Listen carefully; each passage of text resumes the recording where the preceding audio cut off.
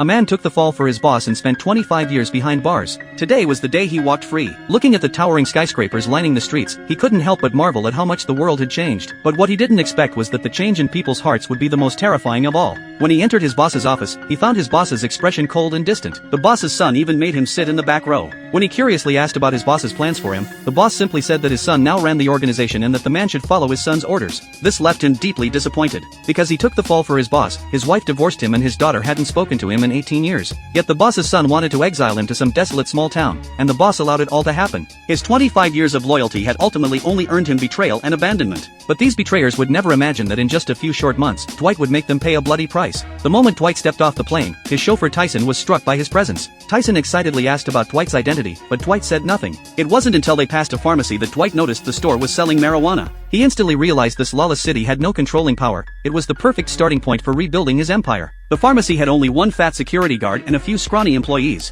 Dwight demanded they hand over their books. Everyone was intimidated by his commanding presence. The owner nervously handed over the ledger, revealing a massive income of $500,000 in cash. This excited Dwight tremendously. However, he didn't steal the money. Instead, he proposed a partnership with the owner. He would only take a 20% cut of the store's weekly earnings. In exchange, he guaranteed Bobby's business would run without interference. Bobby didn't dare refuse and immediately gave Dwight $100,000. Dwight gave this money to Tyson and told him to buy a luxury car. Unfortunately, Tyson encountered racial discrimination at the dealership. Dwight immediately set out to get justice for Tyson. The dealership manager initially thought Dwight was just some ordinary old man, until Dwight showed his true power. The manager instantly collapsed to the ground in terror. In the end, Dwight spent only $50,000 to purchase a fully loaded Lincoln. Afterward, he went to a bar for drinks, where he met a seductive woman. They hit it off and spent the night together at a hotel. However, the next morning, when the woman learned that Dwight was 75 years old, she was completely shocked. He looked only 55. She fled the hotel. But when she returned to the police station, she was stunned to discover that Dwight was actually a just-released mafia boss.